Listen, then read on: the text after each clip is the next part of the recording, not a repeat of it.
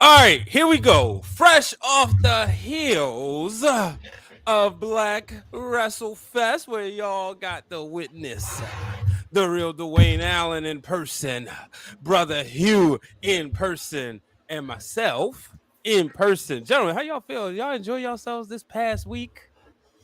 Well, I don't feel like this is a New Day promo, the way you said it, like Biggie freaking. Hey, New Day is Brian H. Waters. This is how I'm feeling. You know, I'm drinking coffee, probably my fourth cup today. But guess what, y'all? I'm down to 203, so I'm really feeling good. Hey, All right. 203. Okay. Well, me, I'm feeling great, you know. Nice couple last weeks. Houston, we have a problem. Yes!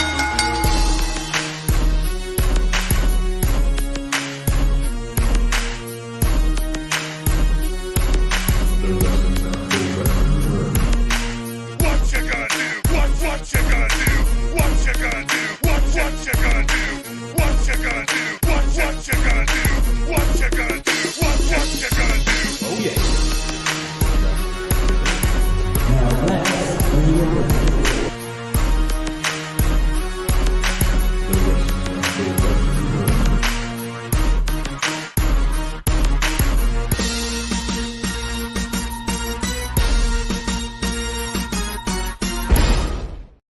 Woo!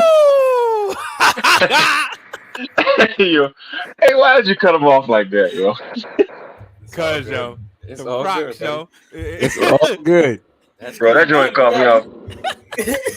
Yo, I was laughing the whole intro. I was dying laughing. Like, why did he just cut him off like that? It's cool, bro. It's cool. I It's said, cool. man, I've been feeling this. Hey, it's all good, B. You the man, bro. You the man. But anyway, Yeah. you was about to say, my brother. I don't even want to say it no more, man. Forget it. No. No, I was saying, it was chilling. Had a nice couple of days. Chill with Mom Dukes. Her birthday was yesterday. And Auntie. And as you can see this weekend, Baltimore Nighthawks going to Kentucky. Conference championship. Yeah, We're gonna bring it home. We're gonna bring it home. That's right. Are you Right. sure? Or Yeah. That's for somebody else, baby. No, Brother no. Realness, how you feeling? I don't want to talk to BHW no more. Hey, man, I don't blame you for want to talk to that guy, man. I'm good, man. It was had a very fun eye-opening weekend, man. Like I said, first off the heels of Black Wrestle Fest, presented by Pretty Heels. Having an opportunity to go in there and meet everybody for the first time in person and just kind of reconnect. It felt like getting back to your roots. You know what I mean? Being in the mix, being in the community. Bit of a reunion with guys like Doc and Corey. Always a pleasure to see them. Plenty of people that I had a chance to really kind of engage with one on one, but it was an experience, man. It was something that you had to be there. Like we've been talking about for the last couple of days, but I'm looking forward to the next one. But definitely shout out to Danny and the Pretty Heels and everyone that was involved. You know, the Jobbeteers and of course Battle Club Pro and all the other sponsors and people who were involved in helping put on this amazing event for our community. But it was, man, it was something special. So I'm like I said, I'm glad to have been there. I'm glad to have spoken to some people, trying to speak some life into some fans and things like that. Which was I was taken aback by it. I'm not used to it. I'll say that off breaks, right? I'm a rather humble guy, but to have it's weird having fans come up to you and like, hey, hey, how you doing? Like I didn't even introduce myself as the real Dwayne. I was like, I'm Dwayne. They're like, oh no, I know who you are. I'm like, oh, okay. Well, here's the booth. But it was fun, man. I enjoyed myself. Well, no, you know, for me, right?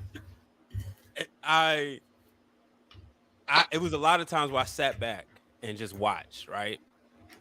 The moment I can't wait that's put together on some sort of footage was the moment Dwayne and Doc, that embrace. Because like people don't understand, like that's been what now 3 years in the making, Dwayne?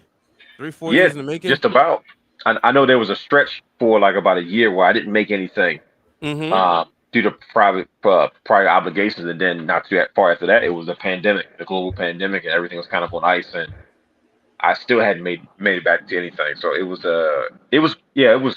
been about 3 years since I've really had a chance to mix up with like Doc, like of course dealt with Corey and stuff like that, but just Doc has always been hitting the streets. He's always been active in the community. But that was the first time in almost 3 years we've been in the same place outside of a digital space. Yeah, and it was just love like that. It's like you see your brothers reunited, and not that there's like any issues or anything, but like you said, for those reasons. So like for me, I just wanted to sit back and just watch, and just really getting to see, people used to seeing Dwayne do I've been stuff extremely quiet on purpose. Have you noticed? Like I gotta let you do your whole intro. I didn't say a word. I just sat there. You've been quiet for about a whole year. I just stared at the camera with this look on my face of determination. But now they get to see you in person, and it was a moment. So it was great, and I was just happy. It was worth the drive. That guy, Brother Realness, is a rock star, by the way. Oh, definitely. I didn't get Rockstar vibes from that. Did you guys get Rockstar vibes from that? Nah, but you were definitely the main attraction. Hey, did you see how Brownie just tried to stare at me in the screen, but like my face was there? He gave me the stare, like, bro, really? Right. Like I got a whole avatar there. He looked at me like, bro, I know you see me. I was like, oh, I saw that face. I saw that look. You looked at me like, bro, really? Yo, like we was sitting there, and like I said, it was definitely rock star vibes because see, you ain't the one that's been questioned for years and years and weeks. Every event, when people say, "Where's the realness? Where's the realness? Where's the real Dwayne Allen? Where's that tall guy? Is Dwayne really that tall?" Like I get all the questions, but it was like, yeah, he's here, folks. And we probably could have even set up the table and then let you do an entrance, and it would have been a pop. You know what? I'll say this. I shout out to you brothers, Brian H. Waters has the third, Brother Hugh, that you guys really, really stepped up as far as us being a team. Like not like you out because it wasn't me, but like as a group. I know we had a conversation maybe about 4 weeks prior, probably about like 2.5, 3 weeks out of Black Wrestle Fest, and we were trying to scramble to make things as impactful as so we can make a positive impression that represent our brand well. And like I said, hats off. I will give you guys a round of applause if you can see me. Definitely just for the way you guys just rose to the occasion, something serious. Like in true realm fashion, man. I couldn't have asked for more. Like we left that place leaving the right impression. I felt like we represented our brand the correct way. So when the realm comes, we come correct. And I believe that's what we did because everything we had set up. And if you're not sure, go check out the photo dump and some of the videos on Instagram and Twitter and Facebook pages. And of course the vlog coming soon, but what I envisioned, it came to life. And I was like, you know what? Like I said, shout out to Hugh specifically because you're our marketing manager. I was like, yo, this is how we need to present ourselves. And we're gonna go to, even beyond what we did, man. But like I said, my kudos to my brothers and my salute to my brothers just for what you guys were able to do in such a short amount of time, man. Like so I couldn't be more proud to be a part of this brand and be a part of us as a collective, knowing we were able to do for us to make our first appearance like that together, and who knows how long, and to be able to make that type of impression, like people like, man, your guys' stuff look really, really good. And I mean, and everybody on podcasts are all represented, like by all means, you know what I mean? But it was, I couldn't have been more happy with how we looked and how we presented ourselves and the impression that we left with the people who came to visit us at the table and our colleagues and things like that. Yeah, the thing is that we all have the same vision and goal, right? And that's not always easy to do.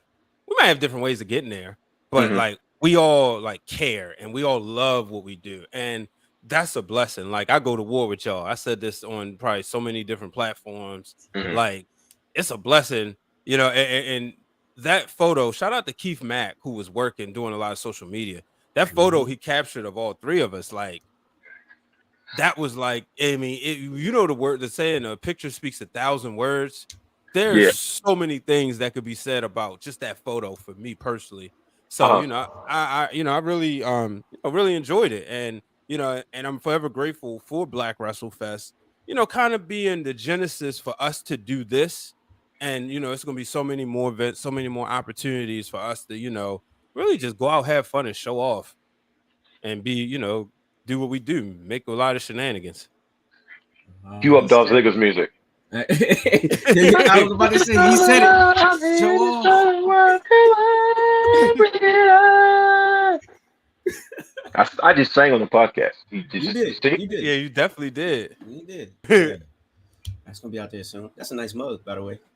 Oh yeah, you can Where's get that? it right on that website that's right there, Okay. WrestlingWrealm.com. You Right. can get a Wrestling Realm Now mug, $10.99, I think. Okay. Use the promo code summertime for free shipping. Okay. Man, let's get to it, y'all. Let's get to it. What we talking about today? Well, let me just make some housekeeping announcements. Now available. Let's see, on the Wrestling Realm channel. I just did a Wrestler for the Culture, actually 2 of them. One with Ariella Nix, one with Black Wrestling, going over to BRP 50. And this Friday, I'm dropping an interview. Shout out to Brother Hugh, who relieved me of the thumbnails for my show. We're going to bring on Brian Solomon, the guy who wrote the book Blood and Fire. And we got 2 books to give away that I'll be giving away. If you watch the show, you'll see to 2 of our Patreon members. So we'll be giving those away. I already announced who they are. So I'm really excited about that. But make sure you check out that interview Friday. Learn about the original Sheik, not the Iron Sheik, but learn about the guy who was the, if he had the WWE machine, could have been as big as Bruno on the heel side. So that's going to be quick. I'm gonna tell you right now, the original Sheik was vicious. Yeah. The original Sheik was a pioneer to me of what would eventually evolve into what was widely considered hardcore wrestling. Yeah. When you look at the original Sheik, you look at Sabu's one of my favorite wrestlers of all time. Sabu's one of the guys that appealed on the main. I didn't know that. I knew you liked him. I didn't know he was in that like upper echelon. No, yeah, you know how I have a crop of mid card wrestlers that are just my favorites. Like the Sean Waltmans, and I'm talking like it didn't matter where they were. Like I followed these guys on the independents, like TNA, wherever they were, I followed them. But in Sabu, Sabu and I believe RVD were both trained by the original Sheik. I believe the original Sheik is Sabu's uncle. That is correct. And you see so much of his influence on Sabu. Like, I grew up, watching Sabu. He was always, what he was to me. He was a hardcore legend in my eyes everywhere he went, from ECW to TNA, even his short time in WWE and on Independence. But when you look at the original Sheik, you're like, oh, okay.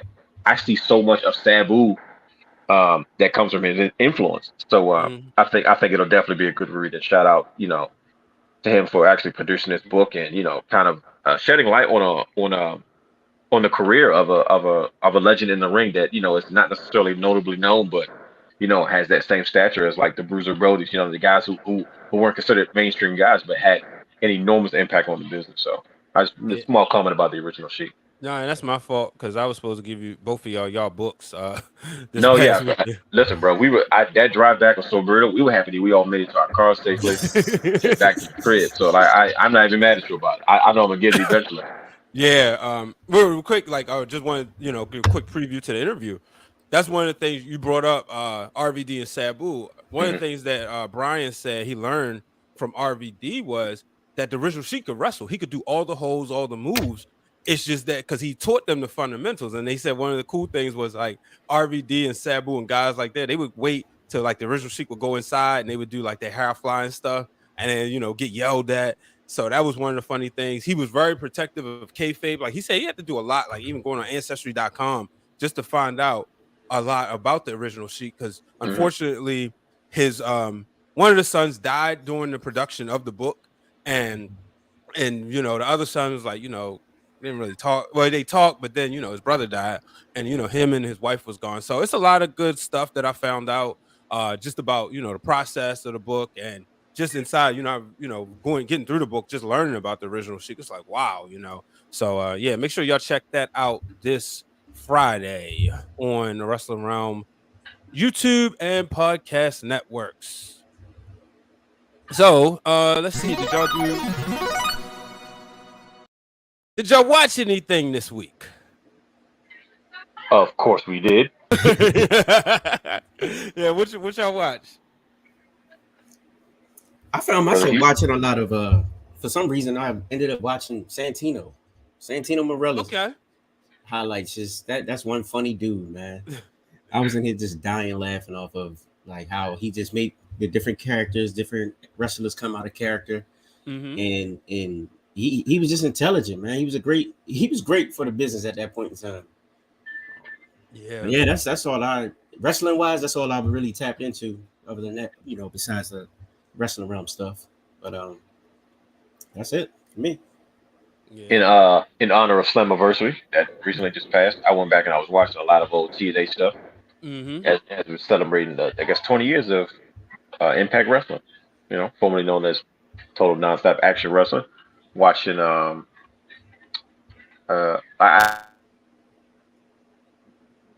The realness. Oh yeah, he's gone. Oh man, he was talking. He was watching. Yeah, he was starting to talk about. He was watching some TNA. Yeah, I'm back. Sorry. There you go. Yeah, I think I just wait to finish spinning. I'm like, okay, but yeah, I was Christian Cage versus Abyss 6 Sides of Steel match for the NWA World Title. That was one of the most fun main events. I went back and I watched X Division match between the one that AJ Styles kind of marked as a turning point in TNA's history between himself, Samoa Joe, and Christopher Daniels. I watched that and just a lot of TNA things sprinkled in there. I'm trying to think. Is that all I watched? But yeah, that's what I watched for the most part this week. Man, I watched this week. I was like, I've been on a Bret Hart kick, right? So I said, let me go back. Oh yeah, SummerSlam should be around the corner. Yeah, make sure y'all check out our top 5 reasons why Bret Hart is Mr. SummerSlam right on our YouTube channel. So I watched his match with Hogan on Monday Nitro, and I realized so I watched it before, but I think what made me angry was I'm like, wait, that's how Bret joined the NWO. And first of all, you building this matchup as this is basically a dream match for Bret Hart. Like this is the one match he wanted, right? He didn't get it at SummerSlam '93, and then Hogan left. So it's like the match he's been chasing his entire career. All right, cool. So they get in there, they having a match. Hogan showing he can go, be a technical wrestler. He can go with with Bret. You know what I mean? So I'm watching that. But what made me irritated was, Bret fakes get hurt, and Sting comes out. Sting takes over the match. Bret goes to the back. NWO starts beating up the NWO Red as they helping Bret. And then that's when Bret comes back out and boom, turns on Sting. That sets up the match for Halloween Havoc, and Bret is now a member of NWO. I'm like, yeah, that would have been fine, right? But what made me mad was because it was the first time they wrestled. So it's like, y'all could have saved that, but that just adds to another irritating things that WCW has done over the years. Let me tell you how dumb that was, because technically Bret Hart didn't join the NWO. Wait, you're right. Remember that? Because you remember the saying, Bret Hart, what made you join? He said, who said I joined the NWO? I was like, bro, what are you talking about? Bro, I was sitting there listening to you getting mad all over again. And, we've had this conversation 1,000 times. We always talk about, one thing we always highlight about Bret Hart is always his run in WCW. I ran into a fan. Season 1, Wrestling Wrealm. Yes, with season 1 and season 2. That's how long ago it was. I was talking to a fan this weekend past weekend at Black Wrestle Fest, and we were talking about Bret Hart, and I asked him. You could tell he was a younger guy because he was like, I said, "Do you remember his run in WCW?" He said, "I'm not gonna lie to you, I didn't even. I was so wrapped up in WWF at the time. Once he left, I didn't go with him." He said, I had to go back and watch his stuff after the fact. I said, "Well, look, buddy, you're wasting your time going back to watch anything he did in WCW because it wasn't the same Bret Hart that was booked by the territory up north." We always talk about his weasel runs. Like this guy was the main player of the World Wrestling Federation at one point in time, and he just got to WCW. He was just a lackey and a weasel. And then 1 minute he's helping Hogan out, and he's hanging out the NWO, but he never officially joined the NWO. And I'm like, what is going on, bro? Like, it was confusing as heck. So. Yeah, man. It was just just super frustrating just to watch that. I'm like, bro, are we serious? This is what we doing here, Right. So I was frustrated when you first said Hogan was in the match for real. Honestly, I knew he was gonna say that. Yeah, I knew he was gonna say that, but yeah. So yeah, that's what I watched. Let's get into the show. So this week, Bryan Danielson made an announcement on AEW. He will not be at Forbidden Door. Now, there's speculations as to who will be his replacement because Zack Sabre Jr. called him out. And one of the things that the streets are saying, they really saying they think it's going to be Cesaro. What y'all think? Cesaro? Who gives a goddamn? Like, come on, like, yo, let's save ourselves some goddamn time, yo. Like, I love Claudio Cesaro just as much as the next man, but that's not going to solve the bigger problem that this whole Forbidden Door pay-per-view is already going to have. You're losing all the main players that made this pay-per-view something to watch in the first goddamn place. You already down. You already down Kenny. Like Kenny was one of the OGs, not the OGs, but he was one of the major players in New Japan for a long time. Yeah, right. A lot of us never thought we were going to even see Kenny stateside. We didn't even see stateside. We didn't even see Kenny Omega when Ring of Honor and New Japan worked together. Like he never came to Ring of Honor. He was strictly a New Japan guy. You know what I mean? Yeah. And I'm like, yo, so, and then now, like, who cares if it's Cesaro? Who cares? Because that's not what nobody wants to say. I don't doubt it's going to be, they're going to put on a 7, 10, 9, 12-star match. I don't take nothing away from Cesaro. Whatever he gives is going to be spectacular. But he's not the problem. It's the reality of the fact that all the guys who you've waited to see these forbidden matchups with, even with these former WWE guys, are no longer be a part of the picture. I wanted to see CM Punk versus Tanahashi. That was a matchup I've never seen before. It's a big money matchup that New Japan and Ring of Honor used to provide these big money matchups outside of WWE during the heyday. And that's what made their product so appealing for people that were like, man, I'm kind of over this WWE stuff right now. Whatever they give me, I didn't like it. And I can speak on it because I was one of those people. This was the rise of Roman. And I'm like, bro, I'm sick of this. I want something different, but I want something to still feel like a big match pay-per-view feel. New Japan and Ring of Honor provided that. Everything in the Tokyo Dome with Wrestle Kingdom, and then everything with War of the Worlds, with Ring of Honor and New Japan shows. War Worlds and Global Invasion is the other one they used to do. One in the States, one in Canada. Like, who cares? I'm sure it's going to be great. I don't deny that one bit. But at this point in time, what has happened to this pay-per-view? Yeah. Like, Pentagon and Ray Phoenix can't work it because of AAA, their affiliation with AAA and is it CMLL? Same thing with Andrade because of their relationship with them. They can't because they're rivals. They're rivals with New Japan. So they're like, nope, you can work with us, but you can't work with them. Like, this is stuff that I'm like, Tony Khan's he's not thinking twice about. So now all your major players and all your fun matchups are going to secondary matchups, which is fine, but you've already presented the first matchups. And now that I'm not getting that, I'm like, well, anything now is a letdown. So you think so let's just say this, right? Should they have just told us who it was going to be and not even try to do this whole surprise stuff? No, don't get me wrong. I understand as a company you have to do it. I'm just telling you, as the realness, I don't give a goddamn. It's not the wrong move because you have to salvage what you have left, and I understand it. And okay. It works because you're talking about a forbidden door. Okay, sure.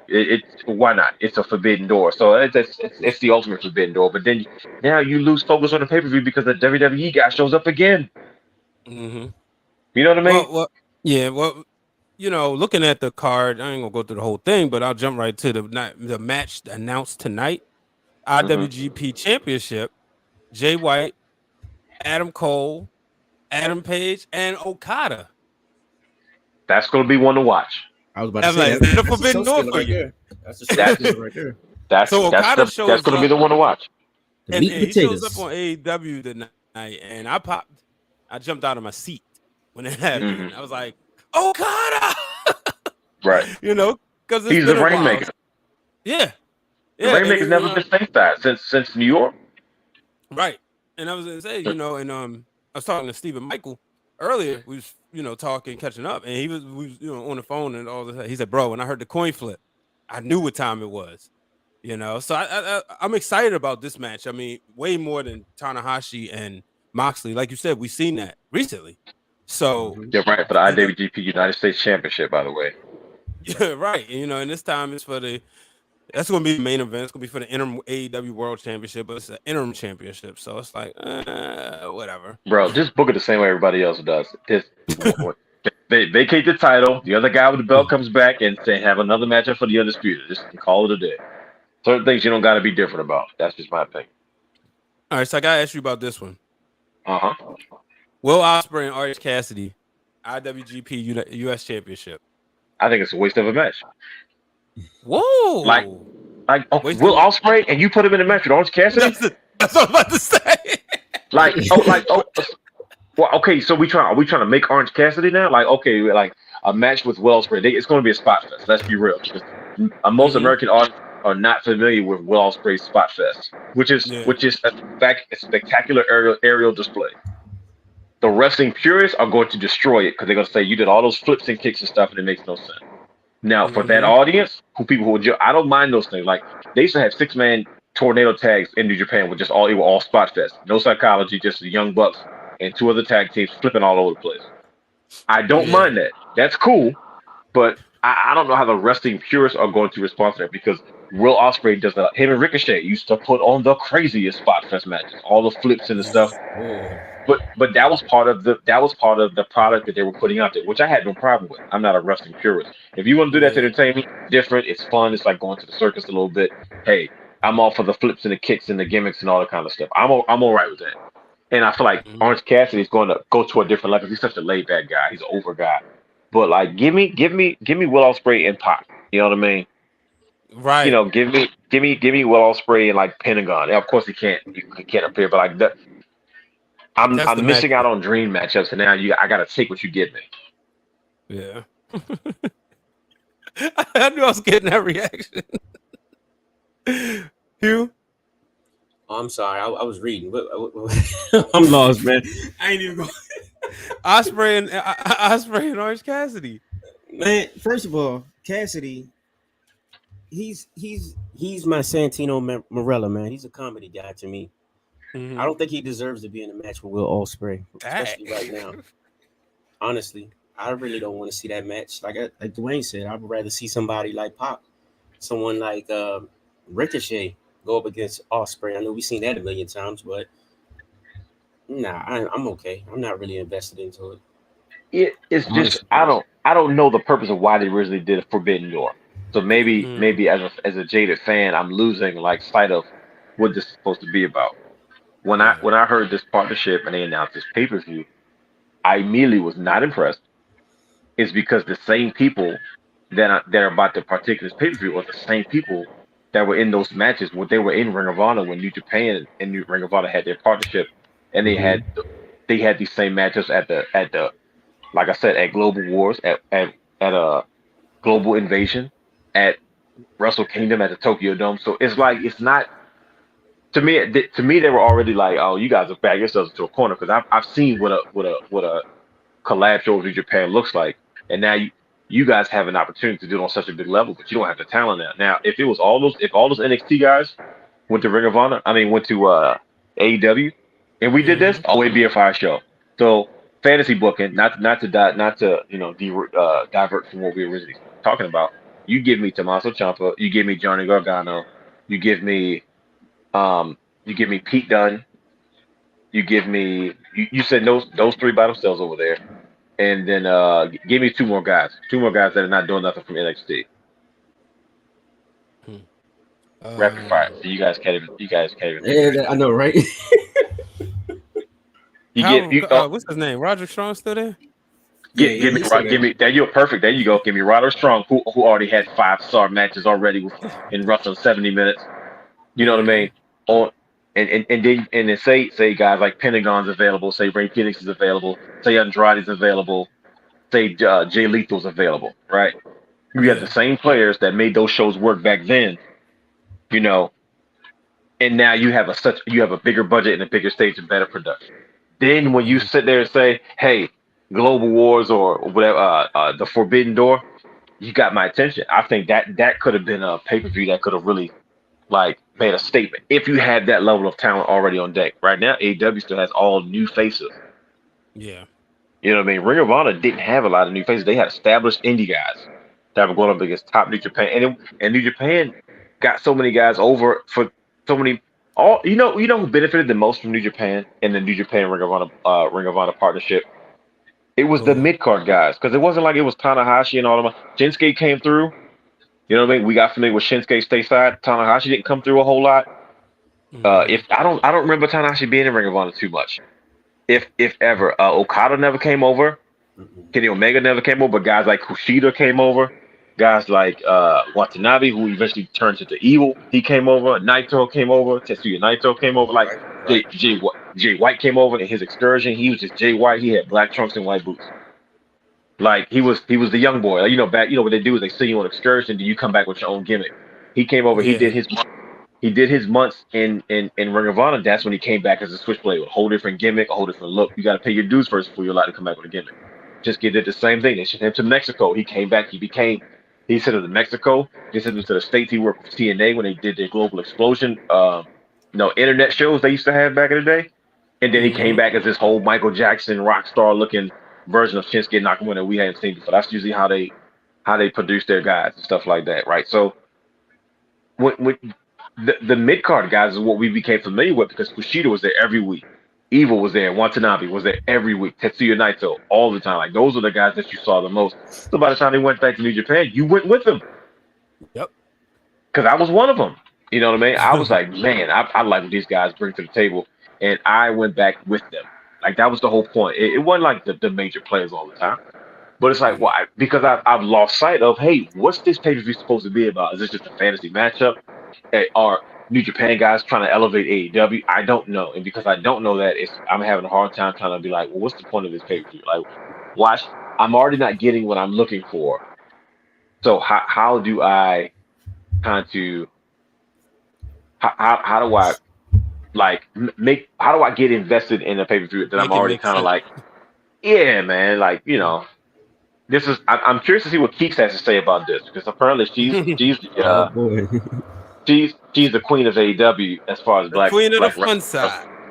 You know what I mean? So I was like that. Like we had a nice conversation about this, and I had no idea the level of an AEW stan she was. And I'm like, oh, okay, so this is probably going to be an argument we're about to have. But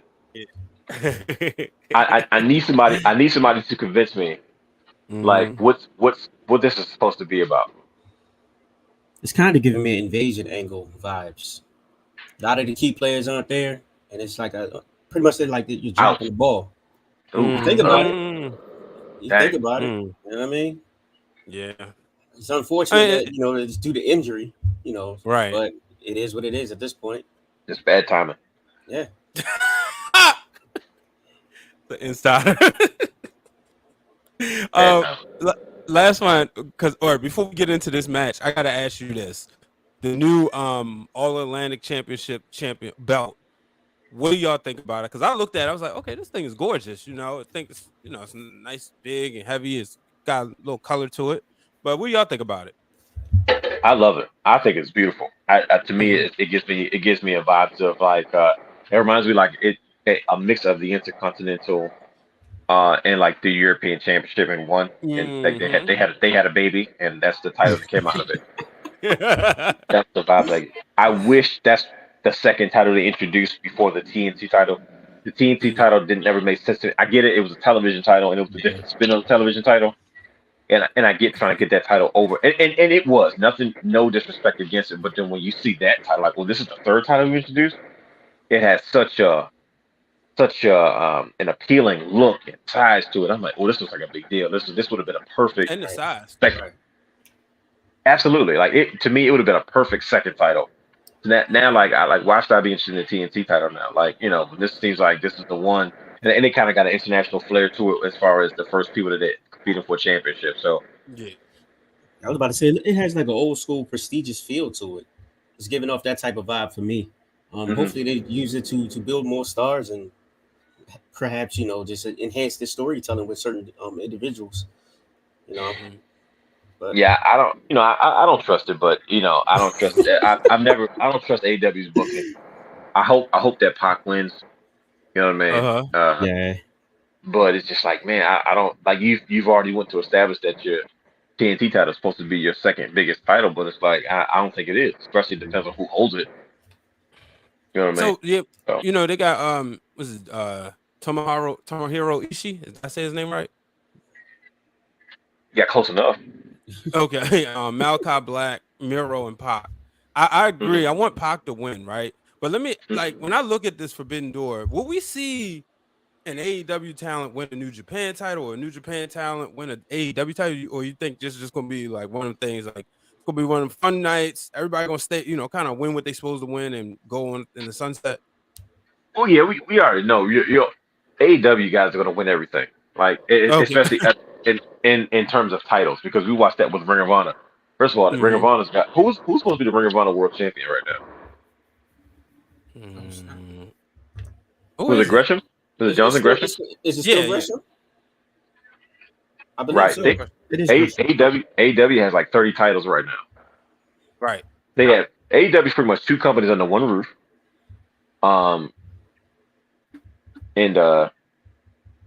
Freaking yeah, okay. And that, so now you got New Japan in the mix, and like they're kind of like, it's not, when we watched the last Ring of Honor pay-per-view, we pretty much saw all AEW contract guys go over at the end of the day. And every Ring of Honor mainstay, original or leftover, or however you want to get it, that end up leaving and going to Impact or not really transferring over to AEW, pretty much lost their titles. Or anyone that kept their titles pretty much got signed to some sort of AEW contract. Right. So my guy just won Money in the Bank. I'm watching Money in the Bank 2011 when Daniel Bryan won. That was a moment, and we was there when he cashed in. Yeah, I had to, Classic moment. But I don't know, man. I don't know. It's I'm trying. I really am. I promise I'm trying. It's just not working. All right, let's get into some Impact real quick, because I got some questions. Yeah. They did 20 years of Impact Wrestling, and first of all, give a shout out to Impact, because people have been writing them off and was surprised they celebrated 10 years back in 2012, and people were saying it wasn't that good, XYZ. Then they celebrated 15 years. To do 20 years of a wrestling promotion, I mean, longer than WCW. WCW had an impact on our lives. No, no puns intended, but I think you did, man. I think you did. That was key. That was key. What you did just.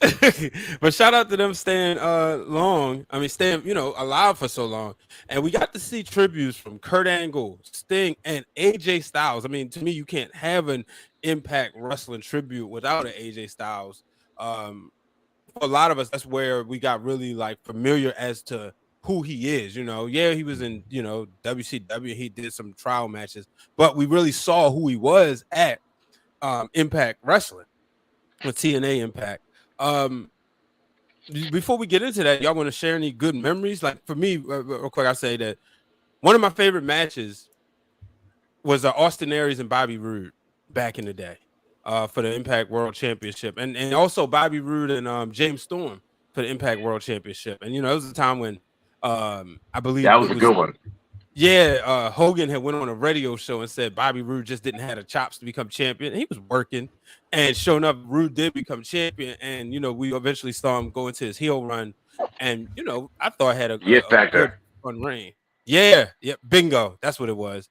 And that was probably some of my favorite times in Impact around that 2012, just because I was actually paying attention. I obviously know the better times was before, but I was this is the early days of the wrestling realm. So, it's at this point, I'm really getting my hands on as much wrestling I can get, and so and I really enjoyed those times. How about you? 2005. 2005. Look, Hugh's got my pillow. He just dipped off. He has my picture on his thing. I know. Look at that. He doesn't realize it. I was like, wait a minute. Am I tripping? Why do I see two versions of myself? Brother, you got to change your avatar. It's me. Well, it's because the account. June. Oh, okay. June 2005. I was at my buddy's house. We just came back from a team camp in high school. I was playing basketball. Nice. And I'm scrolling through TV. It's late, 1 o'clock in the morning. We ate pizza. Nobody's going to sleep. It's the summertime. We got to go back the next day for team camp again. And Impact Wrestling on TV. And I said, "Oh, go back to that real quick." And I go to it, and it caught my attention because prior to that, my mother had recently just told me, "Hey, listen, we were on our way to Universal Studios that year. We were taking a trip together, and she was like, Oh no, he went out. Dang it. So Dwayne is talking about he was going on a trip, and he was going to Universal Studios to watch. He was "All going right, to I'm back." Universal. There he goes. Yeah, I kind of knew something. I just held it Nah, I down just appreciate for it. a See, moment. that's nah. So we were going to Universal Studios, and she was printing out papers from the work. She's like, "Hey, look, there's some wrestling here." And I'm like, she was like, Impact. It literally said TNA Impact, like Total Nonstop Action Wrestling Impact. At the time, they were filming the show at Universal Studios. Same place they used to film WCW Worldwide and WCW Saturday Night. So didn't pay, but I see this I see this TNA Impact on the cable roll ticker. I click on it. I see a 6-sided ring. It looks like WCW Saturday Night. And I'm looking like, wait a minute. And then I see Sean Waltman, I see Jeff Jarrett. It was the night that I see Road Dogg and Ron, the Truth Killers, and Conan, his 3 Live crew. And I was like, wait a minute, it's different wrestling. And I see that was the same day Billy Gunn arrived. Billy Gunn had just showed up. He had no name. I seen buzzed haired Silver Fox Kevin Nash and Elvis dressed Scott Hall. And I couldn't believe what I was watching. I said, oh, this is where everybody went that just got released. This is post 2001. I'm like, man, and I looked at that and I was so excited to see it. 'Cause I said, man, I feel like everybody that I like that got cut from WWE at some point in the last few years, this is where they've been at. And it immediately caught my attention, and I was so excited to see it until I began to watch it and realize this is fun now, but this has a lot of holes in it. I wanted to help TNA in its early years. Right. I said, oh, they need a secondary title up besides the X Division. I was trying to fantasy book. But then things just started getting kind of wonky. I was always a pure WWE guy once I got back into the game, and TNA always scared me. But in retrospect, as long as TNA stayed in its place of number 2, it never made me afraid. I didn't like change back in those days, but when guys like Christian showed up, I thought it was genius. It fit him so well. I never liked guys like Monty Brown. I thought he was too corny. I thought TNA could be really good, but they needed more former WWE guys, more major players. But unfortunately, that would take an awful turn. You be careful what you ask for, right? Hey, he went out again. Yeah. You got any Impact wrestling memories, Hugh? Man, you know me. I wasn't really an Impact guy. I was always strictly a WWE guy at the time. Let me make an impact for you. What did he say? I said, let me make an impact for you. All right, go ahead. There we go. Christian Cage, one of the most monumental moments showing up. Mm-hmm. Yeah. Christian last feud in WWE in that era, bro, 2005 to 6 years, was against John Cena. He lost at a pay-per-view. He disappeared, found out dirt sheets. Of course, that's what I discovered, dirt sheets super heavy, and I believed everything I read. He said he didn't sign a new contract. He wanted to do something different. Never expected him to show up at TNA. So I checked TNAWrestling.com the next day while I was in school and said, oh my goodness, Christian debuted. Christian Cage. He comes out, he shows up. Team Canada offers him an opportunity to join Team Canada. He turns on Team Canada, makes his presence known. Fast forward a few things, he eventually shows up at TNA, wins the NWA World Heavyweight Champion, which is a huge deal for TNA and for Christian. Christian was a weasel. Christian was a mid-card guy, but he reestablished himself in TNA. I thought it was one of the most important moments when Sting showed back up in TNA. First time we had seen Sting since WCW, and Sting had changed quite a bit, very similar to Shawn Michaels' redemption story when he came back to wrestling. And what you saw was you got to saw some of your favorites still have a place to go. And although, like I said, the matchups at the early years were kind of wonky because they were trying to put guys like Monty Brown in spaces, that's top guys because they were just a lack of main guys. AJ Styles, I remember watching paper they would show commercials for TNA's pay-per-views for 6 Sides of Steel. It was Jeff Jarrett versus AJ Styles for the NWA World Heavyweight Championship. And the most famous thing that TNA used to always do, they used to always show these highlight clips of what had happened already. And you see the famous scene of Elix Skipper kind of tightrope walking the cage into a hurricanrana off the 6 Sides of Steel in that match against, I believe, AEW. Yeah, America's Most Wanted.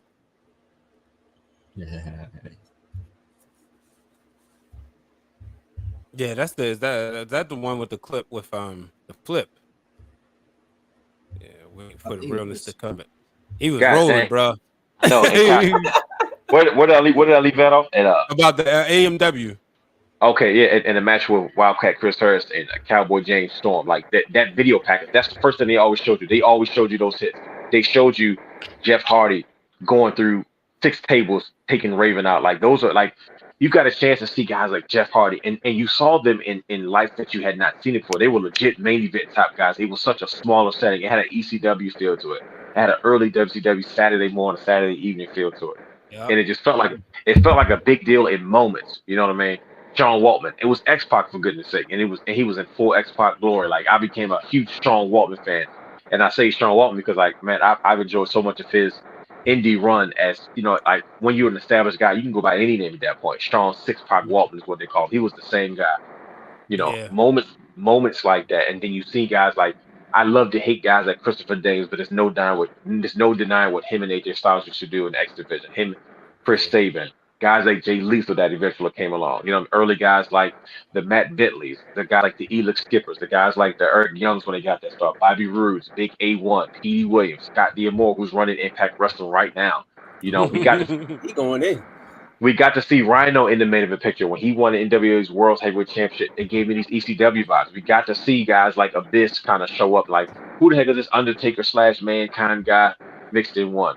You know what I mean? We got to see Father and his manager, Father James Mitchell, on a different level. We saw him last time many of us saw him was that Sinister Minister in ECW years ago.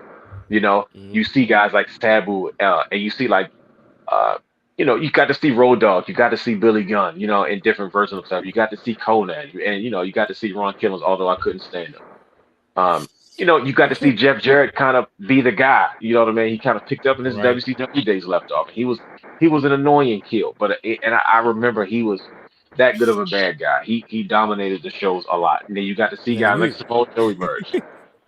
I'm telling you, like for a product that didn't, bro. I love it. Right. for a product that I didn't like at the time, you go back and you go, man, I really was a wrestling fan because I can go back and appreciate that stuff so much more now. Now that it's not competition in WWE. I didn't like change. Yeah, I was gonna say like I remember shout out to Brandon, guy. He showed me the night the promo Christian cut before the night before he won the promo he cut his pre-match promo before winning the NWA Championship. You know, and just going back and enjoying that match. Speaking of Christian, I meant to ask y'all this earlier. I was getting to this too. But you asked me going about TNA memories. His brother, he didn't watch it too much. Yeah. He done finally changed and turned on that disgusting group that I can't stand, and I loved every bit of it. How did y'all feel when y'all saw Christian Cage?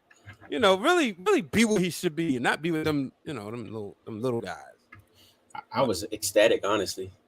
Like he needs to go back to being a single star. Like Dwayne said, he went out, he reestablished himself in TNA. I need to see that Christian Cage or Christian. You know, I need to see him back. I always call him Christian, not Christian Cage, but hey, it's whatever.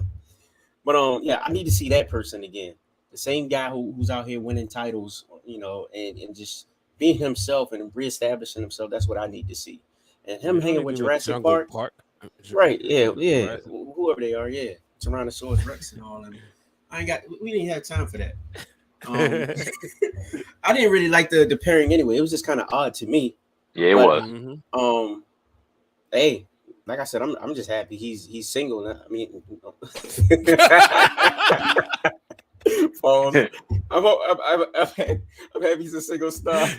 How do you bounce back from that? I'm so happy single. Okay, all right. Well, you broke up with Jurassic Park. Right. So hopefully they don't drop the ball on him. Like we said earlier, it's AEW, but they won't drop the ball on him. So I'll say this about Christian. This is the edgiest as a heel that we've ever seen Christian. We've never seen serious heel Christian. Even in TNA when he turned, he went back to Weasel heel.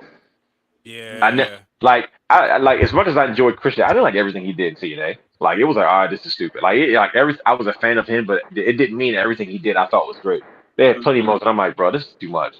He was a weasel and hiding behind Tom Cole and stuff like that. This is the edgiest I've ever seen him as a heel. But it's like, who cares though? Like once again, like okay, you beefing with Jurassic Park. Like I understand, elevating younger guys. I get it. I'm just a fan of Christian, and I want to see more. Hey, we want to see more. You up there beefing with them, man. What the heck? They're like, come on, Christian. What the heck? You mean chilling with them? You so much better. We didn't get. Yeah, I know he ain't got edge over there, but we need to see why he don't need edge. We need to see that he could be a star by himself. But we know that though. I'm about to say, Oh, there you go. already know that. That's what I'm saying. Like, He comes back. hey man, I had to fill time. I was just trying to fill time. I can't. I come back in the argument. That's how it is. My question is, like, we don't even got to go back that far. Go back to the Christian that won the Impact title from Kenny Goddamn Mega. Mm-hmm. That's You know what I mean? Like, dude, like that was you came in there like, bro, I'm top guy, main event guy, blah blah blah. And I don't know. It's cool. I get it, man. But like, I'm glad to see. Let's put him to use somewhere good. Like you need established guys. But for all I'm like, it makes me upset. Like this is why WWE should just gave him a better deal. Stop trying to feed him to Roman. Because we could have got Edge versus Christian. If he was going to work with young guys and he was okay with that, he could have did the same thing in WWE with better players. To be honest with you, and that's just my personal opinion. I think there's a better crop of young guys that he could have worked with. There's a better crop of top guys he could have worked with. And then we could have got one more Edge and Christian run. As far as the tag team, like right now would be a perfect time for Edge and Christian return. Like. So Judgment Day does their thing, and you think you know me, and Edge and Christian come out together. Come on, man! Mm-hmm. Like how many more opportunities are we going to get to have that? Now we don't get it. I understand it, and that's fine. Okay, I get it. But I'm gonna tell you my biggest issue about the whole thing with Christian. Why didn't he freaking appear at Slammiversary? Why couldn't he have done a video? If WWE let AJ Styles do it, what, Tony Khan, you that tight because your relationship didn't work out with Impact that you can't let Christian do a video? He's a TNA Hall of Famer. WWE let him show up to TNA. If you talk about Forbidden Doors, he let remember the talent exchange. They said, okay, you guys can put Christian Hall of Fame if you allow us to induct Rick in a Four Horsemen for his second time. And Rick Flair's crying like, I want to come back, please save me. Rick was there crying the whole time. Yeah, I was surprised they didn't not cut that. They didn't cut that out. Who was going to make them cut him? That's true. Like seriously, like really, like you think Dixie Carter was going to fight? She wanted to beat Vince McMahon so bad.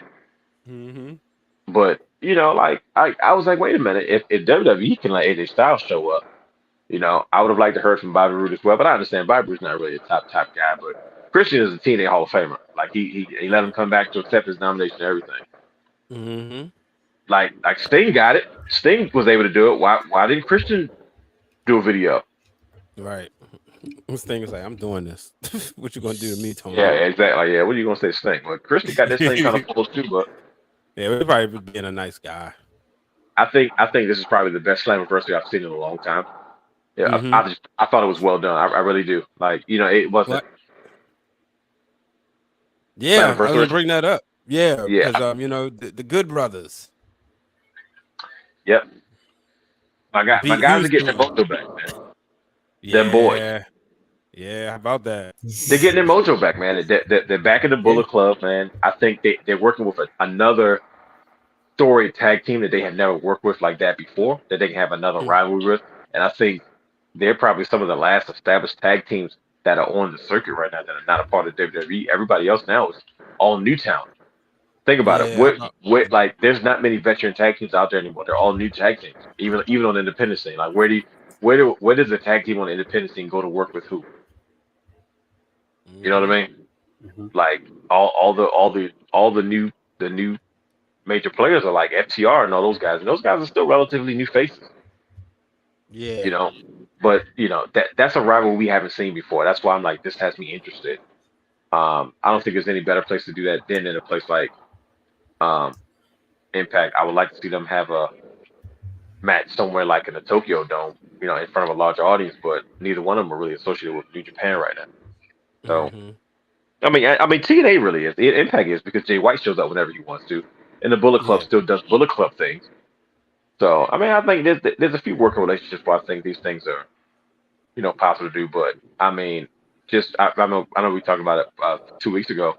Just them boys, the Briscoes and the OG Good Brothers and their exchanges, and even the footage I watched when the OG Good Brothers, I watched them invade the Briscoes farm. And Right. I said, yo, they did a That good was job with this one. genius. That was genius. It was hilarious. Like when Carl Anderson picked up one of their babies, it was like, hey buddy, you like good brother. Like, don't worry. We got like he like was carrying him around. Like it was a segment where he's picking him up, he's like, don't worry, you'll be a brother out guy in a minute. Like and they're like, no, we'll raise you to be a good brother. And then when they ran the pop, and he was like, y'all don't belong on this farm. It was well done. Like Impact does that well. You know, their show still feels kind of small with the arena and the space that they do their show in. Mm-hmm. I figured if they could get back to an original space like it was in Universal Studios, their show will still be a lot better than it is now. Yeah. Because they have this island of misfit toys, man, and I like the fact that they say, look, now we're gonna take what we had to make the best of it, and there's an influx of new talent and old talent that make their show pretty okay to watch sometimes, and I'm happy to see both the Briscoes and the Good Brothers kind of do their thing, and even the ladies, they still had some of those outdated TNA matches like the reverse ladder match for the King of the Mountain and the Queen of the Mountain match was always stupid, but it was always goofy. Like in early TNA days, they were always coming up with these outlandish Dusty Rhodes, Larry Zbyszko and NWA, Ricky Steamboat. By the way, all the guys who were on TNA's NWA Championship Committee that were involved with TNA in the early years, Jeff Jarrett, Jerry Jarrett concepts when they were trying to be different. How can we be unique? How can we be different? And they had things like the King of the Mountain match, a reverse ladder match, or you got to sit in a cage. If you lose a pinfall, you got to sit in a cage, and stuff like the. They were just doing too much. They were trying really hard to be different. They had a lot of stuff like Monsters Balls match where you got to be locked in a room overnight, and then they let you out and you guys fight. And then they had a few good things like Elevation X and the Six Sides of Steel and Ultimate X. You know what I mean? And like one of my favorite the Monster or the Full Metal Mayhem matches, which was some of my just pretty much hardcore matches with tables and stuff everywhere for Sabu and Abyss and Jeff Hardy and Rhino to throw each other through. But it's certain stuff like the King of the Mountain match was kind of goofy. They had like the Clockwork House of Orange match with Raven. That was kind of his gimmick for a little bit that he did with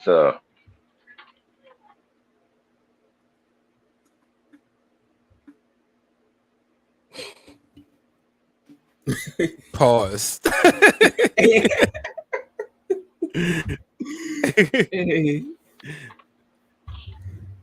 It's funny. Dwayne gonna beat up his Wi-Fi. Bro, I'm living right now, bro. I was about to say, bro, every time I get on a hot streak, bro, like I'm just interrupted. But like I said, to sum it up before my Wi-Fi goes crazy again. Some of the concepts were outdated, but like the Queen of the Mountain match and stuff like that, reverse ladder matches. But I'm glad that they don't try to separate themselves from the original history. Instead, they're like, this is kind of evolution of what happened. This is what it was, and this is what it's kind of evolved to. But we don't ignore where we come from, which I think is pretty cool because it gives you an opportunity to kind of reminisce about some of TNA's older days. You don't see too many early Impact days because they're really not that good. But you see a lot of old school TNA stuff. Because if you notice that they've been showing all old TNA stuff, nothing like early Impact stuff. They're not showing you the Broken Hardys. They're not showing you Austin Aries and John Morrison or Johnny Impact stuff. They're not showing you Ken Kennedy's run or anything like that. Ken Anderson, boy. Like you're not seeing that stuff. You're not seeing Eli Drake's world title run. You're not seeing the Global Force Wrestling merger where Jeff Jarrett starts a whole nother company just to merge it back with TNA. Like there's a lot of crazy eras in Impact's wrestling history. Yeah. But yeah, I digress. Christian should have been on the show. I don't know why he wasn't on the show, but that's not for me to do. I digress. Yeah. Let's take a quick break we're gonna take a quick break because y'all gotta get some merch.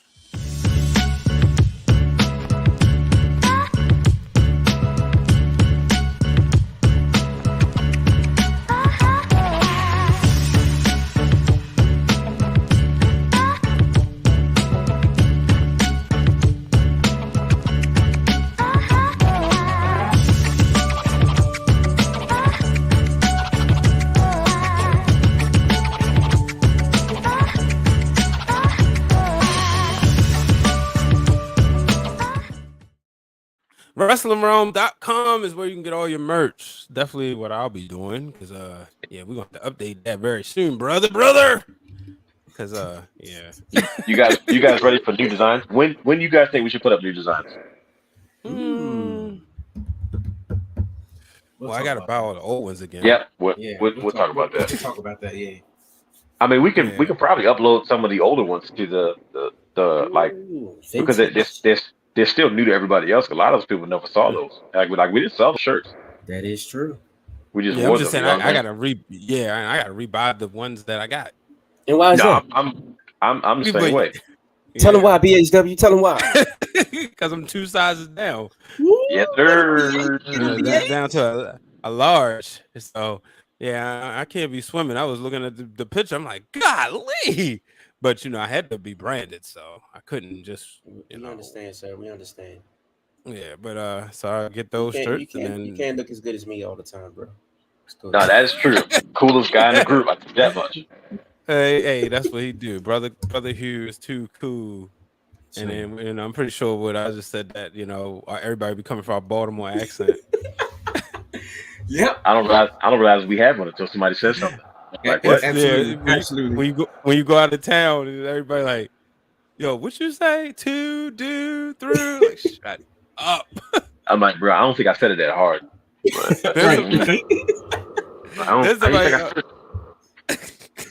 So Cal sent me the video earlier today. It was like the guy, what's his name? Desi, the comedian. Desi Banks. Yeah, it's Baltimore, and then it's DC in one seat, Baltimore another seat. They going back and forth about who started what. The Dope Boys, the Foam Posits, whatever. Oh yeah, those are real arguments too. They got, Oh yeah, the Nike boots and all that. They got the New York in the back. They like, man, shut up! You stand back there. So, like you said, just the all that stuff back and forth is hilarious. But yeah, look, man, let's shift to the E, and it's the longest show. I'm proud of myself. We went a whole hour, a show I produced, and ain't got WWE in it yet. Oh man, hit the round of applause button, yo. Hit it. This is the first time in almost 11, 12 years. How long we been doing this? That is true. Brian Nation, WWE to the core. You doggone right. But how about this? So no, let's start with something positive first, because I don't want to complain. And we talked about it, but I still feel the way I feel. First, Triple H is back. That's oh shoot, I dropped the mouse. Yeah, Triple H is back. He went back to NXT today and told people he let them know he's back. So I'm really excited about that. Really excited, just one, that he could come back to work. Wrestling stuff aside, all that we saw that what he went through. The fact that he's able to return to work, because we what they could have lost him like that. So blesses, thank God for the blessings. Triple H still being here with us. Bro, I'd have been sick of Triple H died out of the blue. I ain't gonna hold you, bro. And you look at so the timing he was saying was like right after SummerSlam. It'd have been sick. DX is supposed to grow old together. I forget. Like I didn't even think about his family and stuff like that. I'm just being selfish, like bro. Shawn Michaels, they supposed to be bald with gray hair, still coming out there causing problems. Yeah. No, you're right though. Talking about gangsters, Tiny gangster. Yeah, it's like unfortunately we already lost Scott Hall, and we supposed all of them supposed, like you said, be old together. You want to see all these guys. Click guys. They were supposed to be click guys until they were supposed to be causing problems in old person's home. That's how I saw the click. They're old, still causing. One of my favorite things. I don't mean to derail, but one of my favorite. You good.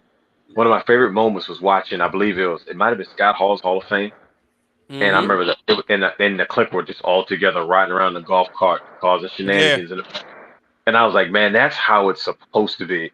Like they're old timers now, getting into old timer trouble. Before they got into big trouble and caused super heat. Now it's just fun. Like, nah, we're just gonna ride around the golf cart and mess with people and do whatever you want to do. And I promise you, nobody would dare still say nothing. Not near anyone on that cart. You know what I mean? Riding around.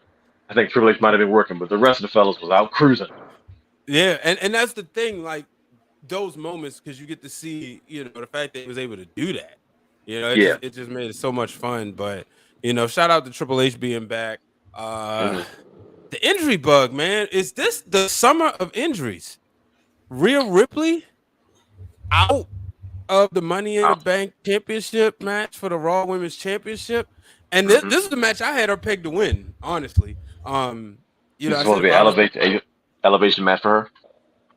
Yeah, I thought, considering what they're trying to do and establish the Judgment Day, I thought she would, get a win over Bianca, even if she dropped it back at SummerSlam or whatever. Okay. I guess because I always think everybody got to do the WrestleMania to SummerSlam run because it gets predictable. So I thought this could have been a good one, even if and let them kind of go back and forth a little bit. But now we get Carmella, and the internet was upset about it. To me, I mean, it went from it went from a match that was quote unquote important to a match that's like, this is just the filler match, because all the major players are in the Money in the Bank ladder match, which I'm really excited about as far as the women are concerned. Not sure, I haven't decided on who I'm picking to win it just yet, but and we still got 2 weeks. No, it's a week from Sunday, or Saturday, but either way, yeah. So either way, I'm really real excited about this. As far as the women getting established now on the Raw SmackDown side, it's Ronda Rousey, Natalya. I would love for Natalya to win, but yeah, I forgot all about that. I ain't even gonna lie. I feel like if Ronda Rousey was a heel in this situation, I think her run would be a little bit more intriguing. Yes, I think because I think she's easy to hate, like because she's a crossover person. She's the Brock Lesnar of the women. Kind of comes back whenever she feels like it. She's an instant draw because of her name alone. Doesn't have to garner some heat, but I don't want to dig too deep into it. We don't have time for that. At least not today. There will be a day, just not today. Oh yeah, we'll give him more, but yeah, and I guess we gotta talk about it. Go ahead, sure, yeah, go ahead. No, go ahead. No, don't derail it. We're getting Brock and Roman 80 million times. Here we go. I'm all right with it. I know it works, and I know if we be honest, right? Especially since this new Roman character, they have not missed as far as entertainment, storytelling, and the way the match is produced. They haven't missed. I can't say they've missed. I just don't want to see it again. But to be honest with you, they haven't missed. But it's also one of those things is it's the safe bet. Now, do Brock get him, or do Roman win? I'm sure Money in the Bank is going to play a factor in all of this. Yeah. You know what I mean? You got, first of all, I don't blame the E because what are they going to do? Like, what are they supposed to do? You see, everybody's injured, and everybody's like, only one man can save the WWE, and it was pictures of John Cena. And I was like, yeah, I guess John Cena they got to hit the John Cena emergency button. But then I was like, oh, wait a minute, I forgot about it. They got Brock on deck. He's like, Brock, I need you back. He's like, cool, I need a check. They said, done. Okay, done. And before you know it, I want to get on that level. That's the level I want to get on in life, right? Just Brock Lesnar's that dude. He goes away for a month and a half, 2 months, and he comes back to another fat paycheck. And he's like, oh, I'll try to retire 30 times, but the money's too good, brother. Like, what did I say last show? He said, whatever. You pay me? Whatever. You pay me? Whatever. That's like Big Kevin Nash. What am I doing tonight? Whatever. Put who over? Whatever. All right, I don't care. I don't care. Am I getting paid? All right, whatever. But it's the one story that you don't have to retell because it's like, okay, it's kind of already established. It's just that you didn't want to have to go to that well this early. But you don't have a choice because who do you go with? Sami Zayn? You know what I mean? Like, how do you elevate somebody enough to say you have to sell a pay-per-view? You have to sell 2 big pay-per-views. You got to sell Money in the Bank, which is always a crucial point. This Money in the Bank has become a crucial point in the wrestling timeline in the year, right? You got Royal Rumble, you got WrestleMania, you got SummerSlam. It's not really Survivor Series anymore, but you had Money in the Bank. Money in the Bank plays a huge factor. It's still Survivor Series. Hold on. Survivor Series is holding on. It's not as Survivor Series is always more of a showcase event. You know, But but as far as the timeline of wrestling, Money Bank has etched its place in that history along with Survivor Series and the rest of those other pay-per-views, right? So it, it- it's last minute. Everybody's hurt. Everybody's down. You got to go there. You know what I mean? I don't mind it because okay, what if you don't got Brock? What if Brock Lesnar decides I don't have a contract and it's like Goldberg? Then what? I have no problem with Goldberg.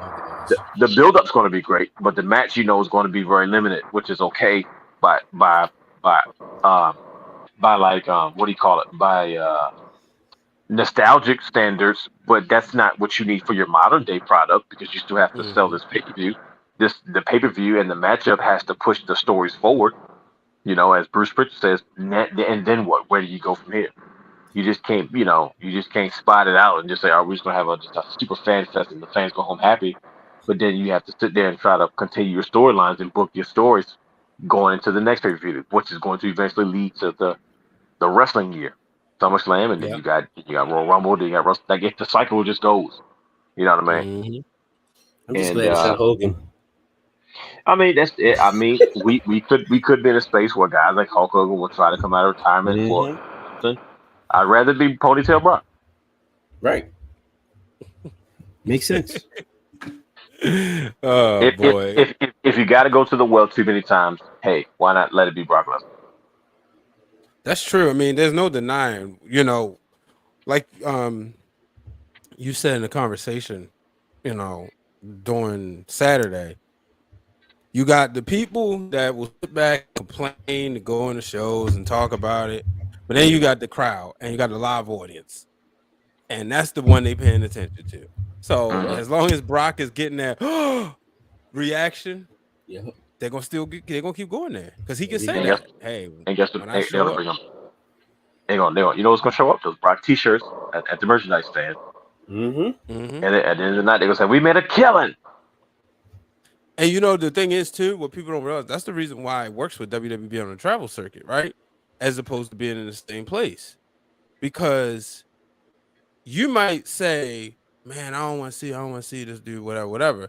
But when you go to a show, that might be your first time seeing, or somebody in that building, it's their first time seeing a certain person because they didn't, they might not have went the last time, or they may not have been in the travel circuit when that person came out. Let's say like Cody Rhodes, right? Everywhere Cody Rhodes, when he comes back, he's going to get an ovation just because everybody didn't get a chance to see Cody Rhodes in this first cycle. This version of Cody Rhodes. It's the same thing with heel Roman. Everybody still hasn't seen heel Roman. So that's so that's the thing. Let me tell you how true that statement really is. You ready? Because Wrestling Wrealm, we always dig a little bit deeper than that. Yep. That's what professional wrestling has been built on. That's why places like TNA in its early years, when they did all those shows in Orlando, and even Impact in Nashville, and in AEW during the pandemic in Jacksonville, you're in front of the same audience every week after a while, so the reaction is different, right? And when they do live events and house shows, a lot of those wrestlers, they do the same match every night, or they may do something switched up every night because, like you said, in each city, Ric Flair used to talk about. I used to work this guy every day, depending on where we were. I'm talking from Monday to Sunday, and we had the same match over and over again in different cities because it was different from Texas versus the Saskatoon. You know what I mean? It was a different artist. It was their first time getting to see that, and it's like that's the foundation of what professional wrestling was built off of in the first place. So that's what makes that statement so much more true than anybody even pays attention to. So I believe that one. Yeah, I believe it was in Bret Hart's book. He talked about it. It was somebody's wrestling book, but I believe it was Bret Hart was paying homage to Macho Man, and he said he was the type of person that he kind of like kept record of the outfits that he wore for cities because he never wanted to repeat the same outfit in the same city. And it's like, I'm like, wow, like that attention to detail. But again, because it's different fans, So, yeah, and then and it just got me thinking. Just even same thing with the Thunderdome, right? WWE was able to maintain because everybody you didn't get the same people in the Thunderdome every week because, granted it got old eventually, but everybody wanted to try that experience. Like, man, how can I get in the Thunderdome? How can I get? What is it like? What is it like? You know what I mean? Right. Everyone wants to see their face on TV. Everybody wants to see their face. Everybody wants to cheer. manufactured or not, it was still a different look as opposed Right. to AEW, where you kind of knew where the guns was sitting, the gun club was sitting. You kind of knew where this one was sitting. You know what I mean? So Yeah. but yeah, that's wrestling for you. But, Pretty much. Yeah. But that's really it. Unless y'all got anything else y'all want to hit on, but I'm we hit on a lot of heavy stuff, and WWE was real this week. Oh no, Elias. I forgot to talk about Elias because Elias and Ezekiel, that was funny. Yeah, that was clever. I have never seen. And please help me out. I don't remember. Elias has to be a Vince McMahon creation. He has to be, because I have never seen the WWE be so patient with a character just for the payoff this long. Right? Elias debuts. Elias is Elias. He does his run in NXT very shortly. It kind of comes to WWE. It changes. It works. It works as a gimmick, not so much as a wrestler. Has a couple of matches, doesn't really stick. Goes away for almost a year, and they come back with a new face, a new package, and still incorporate the old character. Like Elias is still a character in WWE. They proved to that the other night that he could be both characters if he wanted to. I'm looking at 3 Faces of Foley right now. Because they pasted a beard on him. Technology with hair and weaves and stuff has gotten to the point where they can make synthetic beards. He looked like his old self. I said, yo, he could really be both. He could come out next week and wrestle as Elias. Yeah. Put that, like, just stay away from his face. Don't pull the beard off his face. Think about it. He could come out next week and wrestle as Elias. And then the following week, he could hit a house show and come out the next day as Ezekiel. I'm like, oh, that's genius. And it's just Did I like, gotta pay him twice? yeah, you would think. Did Mick Foley get paid twice? I don't know. I doubt it. I heard he got paid high 6 figures in the 90s. I'm just leave it at that. Yeah. Mick Foley got paid. But but I was like, man, like, and we're not talking about a top guy. We're talking about what will be considered a mid-card guy, but it's so important. It's so entertaining. And Kevin Owens, being a main event guy, has elevated this character to heights it's never been before. Yeah. He was missing something before, and he was missing somebody to bring it up. He was missing a reason for it to become important. It's Kevin Owens. People look at Kevin Owens, and he was like, Kevin Owens, you're made man. You gave Stone Cold Steve Austin his last match, and you and I then had your best WrestleMania match you've ever had, because you haven't really had one. He will forever think about it, because the Joe and Jericho flop. You know what I mean? He had the ladder match, in Dallas previously. But Kevin Owens will always be in the. Unfortunately, people won't remember Seth Rollins or Sami Zayn just because of the other moments that happens those nights. So yeah, this is the one for him. This is and I loved his rivalry with Seth Rollins. His Hell in a Cell match. Seth Rollins is still one of my favorites. You know what I mean? So it's just like, man, he's a made man. He's established. They're like, bro, you don't got to worry about nothing for the rest of your life. It doesn't matter what you do. Whatever spot you're in is going to be a top spot. And he's proven it. Kevin Owens is a guy that's like, I have a chip on my shoulder. If I'm not, we saw what he did during the pandemic when he feuded with Roman. And to me, that was his welcome back feud, because he wasn't doing much then. He kind of made his return a little bit. And then he established stuff like, nah, this dude is up there with Kevin Owens. He gave him a rivalry that helped elevate Roman before Kevin Owens went to doing not much after that, because of the pandemic and how they were booking the wrestling shows and stuff like that. But for Kevin Owens to elevate Elias, Ezekiel to this point where it's like they're going to the lengths of having split screens and going, I'm like, man, this dude is always Kevin Owens might induct him into the Hall of Fame if he ever makes it one day, because he's going to say, this is the guy that made me. This is the guy that made my character relevant. Like, I did all that stuff for years, but this is what made people. The fact that I became my brother Ezekiel. And like, if he wants to, listen to me. If he freaking wants to, Ezekiel, listen to me. I'm gonna tell you right now, Ezekiel can get injured by Kevin Owens, go away for 2 months, grow his face back out, and come back as Elias. I'm coming back because you beat up my brother, and you can rinse and repeat over and over again. That's true. That is true. You feel me? Like, they have the option to do that. That is the versatility of a character. And Kevin Owens has his imprints all over it. And I'm like, man, that's what you want from a WWE superstar. That's why Vince McMahon said, let's sit down and make a deal. Personally, it wasn't no middleman. It wasn't Johnny Ace or anybody else. He said, let's figure this out. I know you want to be here. He said, I want to be here. Let's piece it together. And they made him an offer during a rough time financially. And they said, you're worth this. And he has proved to be worth every single penny. The marquee now, at WrestleMania. I mean, come on, man.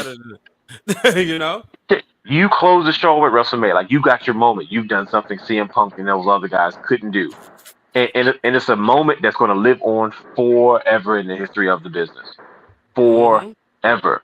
For life, as Brian H. put up. And then you sit there and then you bring all that momentum to a guy that we hadn't seen in almost a year.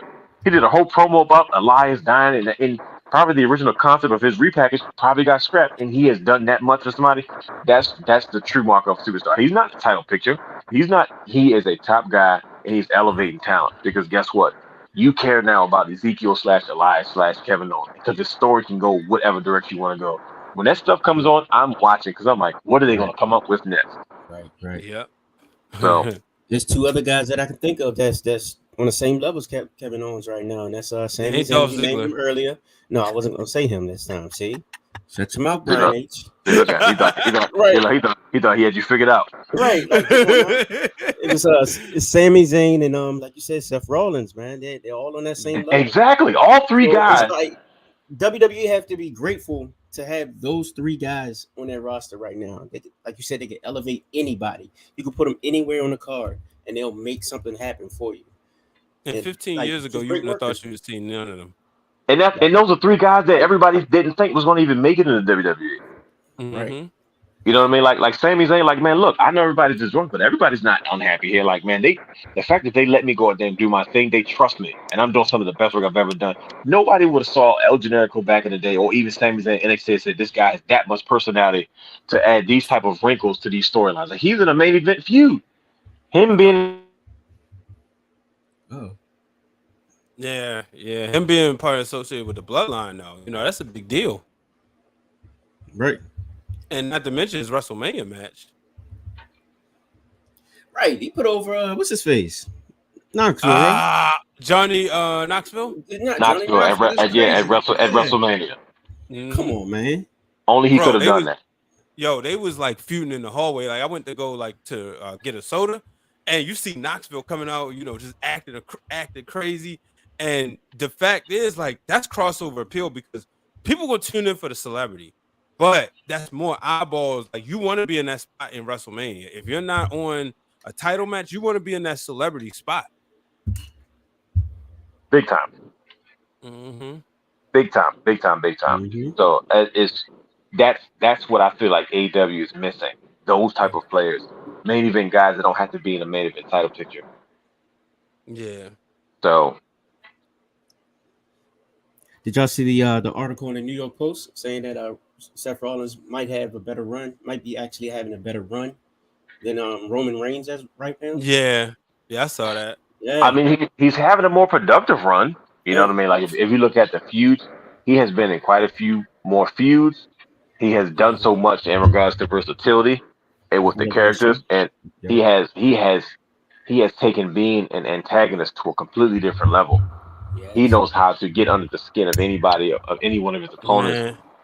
And he has not lost to Roman yet. That's your new champion right there. I'm gonna call it now. That's who? Seth Rollins? Yeah, we getting to part 2. He might be Roman's kryptonite. Yeah, you think he cashes in? Yeah. How pissed do you think Roman will be if he did it again? Oh yeah, it's coming. It's coming. That adds to the legacy of Seth Rollins. Come on now. Yeah. That's the way I love the match.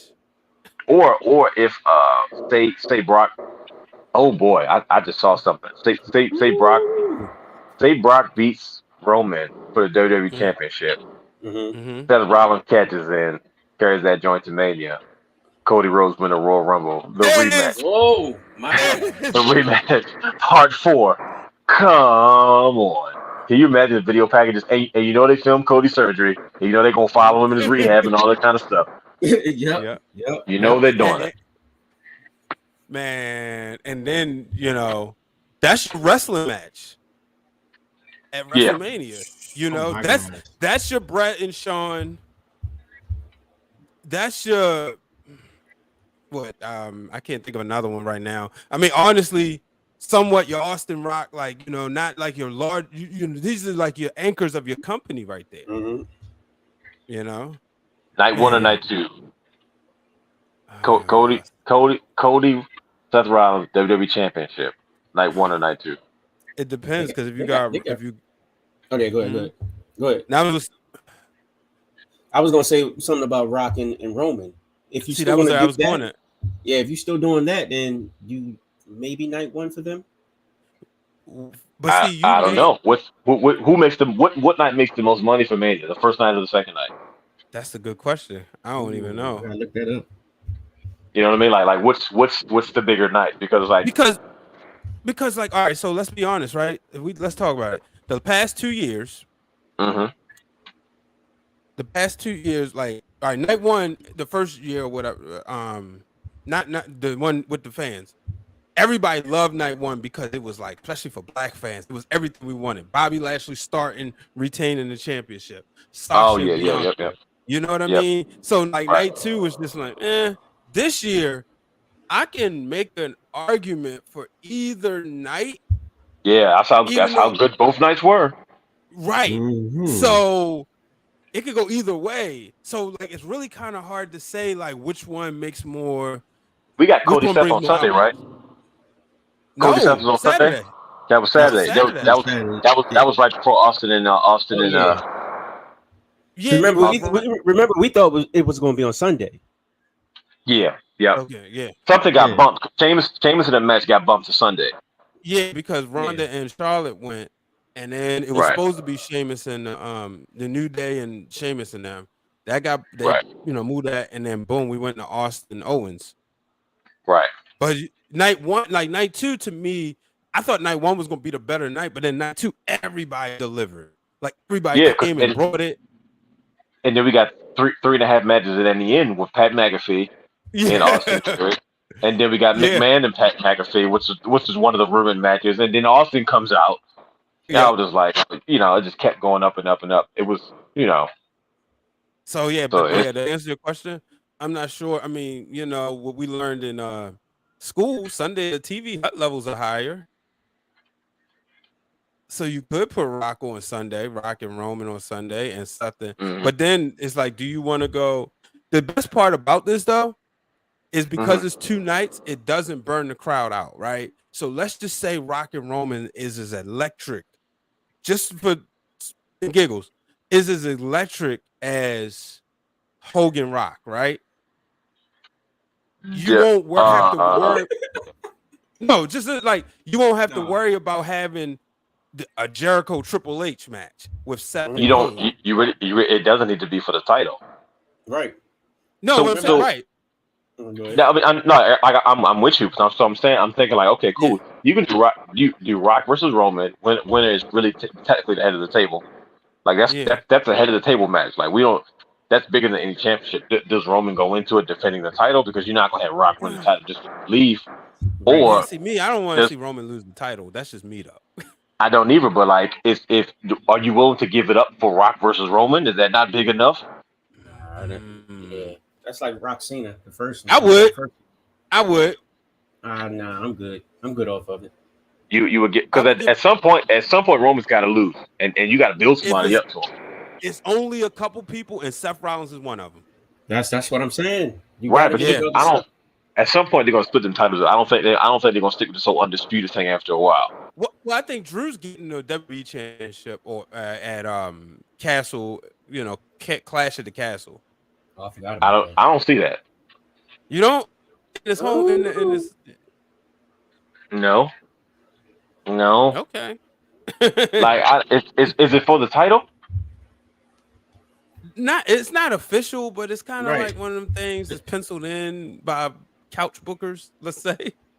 I don't see it happening. I don't see no scenario where it makes sense where he decides, okay, I'm gonna put up this one title, but not the other title, in another country.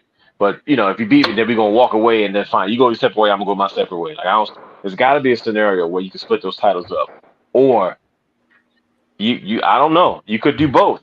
You could stick with this whole undisputed feel to it. Let That's Seth true. Rollins carry it, and then let Cody win it if you want to do that. And then you might end up debuting a new title. But honestly, I don't know. I don't think they're Yeah. planning on ending. They're not going to end those brand splits because USA and Fox are too invested. Mm-hmm. So you got So to at some point, eventually, I'm not saying win. I'm not saying win, but at some point, they may say, okay, let's put a champion back on both shows. Yeah. If you're not going to keep it on, we still got Cody's vindication story, and his injury is only going to add to it. It might be a blessing in disguise, to be honest with you. He gonna be So out he for don't the get jump. people don't get tired of him being, kissing babies and shaking hands. If there's time for anybody else to have a run, it's to have it now while he's out. Mm-hmm. You know what I mean? But maybe I don't know. Maybe what you can do is I don't know. See, I don't know a scenario That's the fun part, where though. no, it is because like say you like you said, say Drew beats him for the WWE Championship at the Castle show, right? Which is gonna get a pop over there and be a snooze fest over here, if we be honest.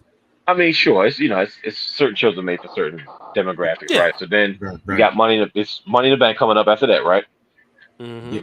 Yeah. He's going. Yes. No. Money in the Bank It's not is Money Bank. first. Yeah. What is it? The horror show at Extreme Rules. Then you have Survivor Series. They'll decide if they're gonna do a TLC. They might do day one again. Mm-hmm. And then you run into the Rumble season in the WrestleMania. I don't know, man. It's a lot of fantasy booking going on. Mm-hmm. And you have so much time in the wrestling years to figure it out like that. That's a long time to figure these things out. But what do you do? Do you elevate somebody else? Do you kind of just keep guys floating? Do you go to one of your regulars? Hey man, let's bring in Drew. Let's give him another run. No offense, kind of like how they did Bret Hart. Bret Hart's had 5 WWE Championship runs, but some of those runs were just he was holding a strap. You know what I mean? Trying to kind of elevating and kind of hey, let's establish him. So when he faces the guy we really want, it's a major match. You know what I mean? Yeah. So I don't know. This is like pretty much. This is pretty much what this is pretty much why we do what we do. So to be continued. Well, it'll be fun when we go back and watch this after everything happens. But like I said, Seth Rollins. I mean, well, we'll get into Money in the Bank predictions and discussion next week. So that'll be a reason for y'all to tune back in. Any final thoughts? The wrestling room is running wild, brother. Oh yeah. Yes, sir. Yeah. That's all I got. Well, I'm gonna say go Nighthawks. I was you in my head, bro. I was actually going to say good luck to the Nighthawks this weekend. A lot of good indie shows. So if y'all out there, support your local indies. You get a chance. I went to Afram this weekend. I made a pit stop on the way home from church. Saw C3W. Got a chance to holler at my homies on the Pure Ignorance team, and got some merch. So it was cool. Support your local indies. Support your people. Shoot it and boot it. I saw you, bro. Go ahead. Hey, I'm back in that suit. That's one of my favorite suits. They said, "Who was that?" They're like, "Oh, that's Brian H. Brian H. What does that H mean? Tell them what the H means." It's for the big H. Shout out to my father. So I take him everywhere I go. He'd be like, Yes, "Oh, okay." He'd be like, "Oh." Hey, look, it's Christian versus Randy Orton for the World Championship. That would tell y'all this story before we get out of here. That would tell you a story about the finish of this match and how my Uncle Mike got mad, may he rest in peace. But how he got mad, I was like, oh, I gotta chill. He really mad about this. Oh, he was pissed. I remember that. Yeah, shout out to Mike, Mike Jr. Hypnosis. His birthday just celebrated 24 years. Actually, we passed the hour. But bro, Monday Mike is 20-4. Yes, bro. Like what? Yeah, come on, just cut it out. Met him when he was 13, yo. Wow. I remember the day before he was born because I was over my grandmother's house, and it was the night Kane talked for the first time. And I was over my grandmother's house. I knew the next day, that was the first time I had watched Raw live because I was spending a few nights over there, and I watched Raw live. And Kane talked for the first time. Edge made his debut. Austin did. They did the little bloodbath thing. So I always tell Mike, I said, you was born the day you was born the day after Kane talked for the first time. You know, so shout out to him. Happy birthday. The guy who made the beat for Break It Down with Brian H. Also, my other podcast, Breaking Through Glass Ceilings, which is coming back. Both of these gentlemen will be on there talking about their careers outside of wrestling because they're well versatile. But that's all I got. Y'all know what to do. Go to the merch store, WrestlingWrealm.com. Subscribe to the Patreon. Hit us with $1. Hit us with $5. Hit us with $10. Hit us with $20. We got content coming on there. Stay tuned to all the Wrestling Wrealm channels because these brothers, we've been working. And guess what? The fun part is in post-production. So we got a lot of stuff. We ain't finished with Black Wrestle Fest yet. We got a lot of stuff cooking. Not by a long shot, brother. Oh, yeah. I mean, y'all saw what the realness did with that commercial, right? Which had my parents decided on Father's Day that's the way they want. My dad decided that's the way he wanted to celebrate Father's Day, watching the real Dwayne Allen's work from that promo. Wow. I'm on it.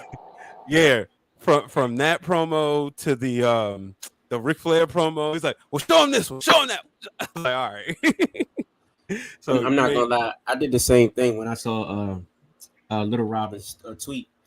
Yeah, I was like, oh yeah, let me go back and watch all of these. I was like, oh my gosh, I was dying laughing.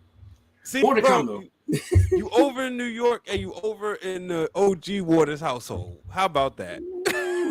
I'm on it. That's a lot. That is the realness, ladies and gentlemen. But until next time, folks. In New York and with the big H.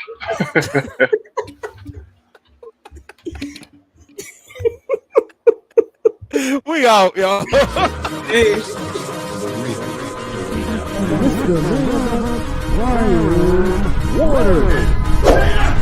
Houston, we have a problem. Yes!